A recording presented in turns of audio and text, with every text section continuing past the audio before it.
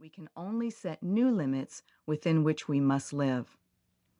Our self-image, which dwells at the subconscious level of thinking, determines the kind and scope of person we are in every walk of life. Although the term subconscious mind has been used, often inaccurately, by non-professional people, it's more correct to think of it not as a mind, but rather a level of awareness with very special characteristics and abilities. Let's imagine two levels of thinking using the analogy of a money bank with a card holder and an ATM machine. The card holder is the conscious level of thinking. It's responsible for collecting information from all around us, storing it in our memory bank, and making rational decisions. And the ATM machine is the subconscious level of thinking, responsible for autonomic body control, such as breathing and heartbeat, and the storage of information and creative goal-seeking in long-term memory. Like your subconscious level of thinking in your brain, the ATM machine at your bank is programmed to perform a number of specific tasks. When the cardholder activates it by punching in the code, the machine does exactly what it's told to do. The human brain operates in much the same way, but is far more elegant and complex than any system we could ever invent. Compared to the human brain-mind system, the biggest supercomputer is like a speck of dust. Let's look at the relationship of the conscious cardholder level and the subconscious ATM level of thinking. The cardholder can't make a decision. We can't withdraw money, transfer funds, deposit or get account information until we clear it with the ATM machine. The ATM checks its memory bank and then replays available data back to the cardholder for action. If you notice, this is one case where the machine controls the human. Unless the ATM gives you permission, you can't do anything. In the same way, our subconscious mind controls our conscious level of thinking. Action frequently takes place without consultation with the cardholder, but no action ever takes place without reference to the ATM. The information that's fed into your ATM memory bank stays there, waiting for you to retrieve it. You can never willfully erase the information.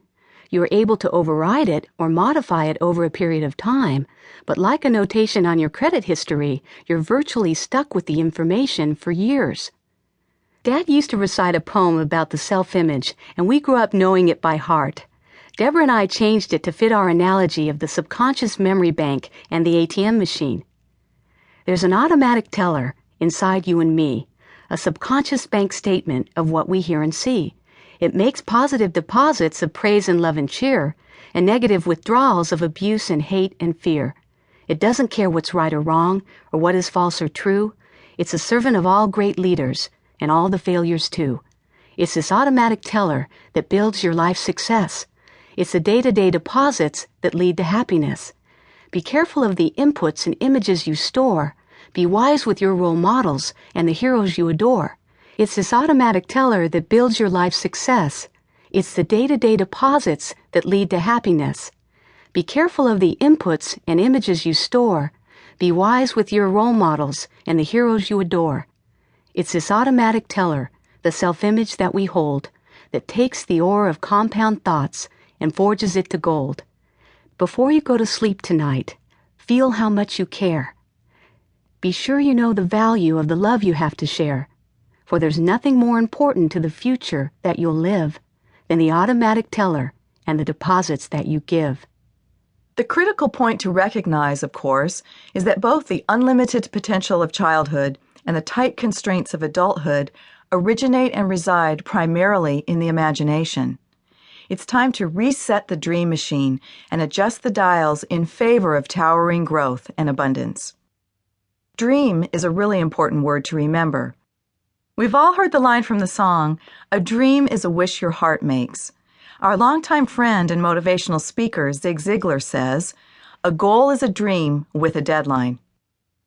From the time he was a young boy, Jim Carrey knew what he wanted to do with his life. At age 10, the comic actor of such hits as Ace Ventura, Pet Detective, and The Mask was making funny faces in the mirror at his home in Canada. Comedy was his inevitable path. Throughout his childhood, there were many bumpy roads. They lost their house and were forced to live in a camper, and later in a tent.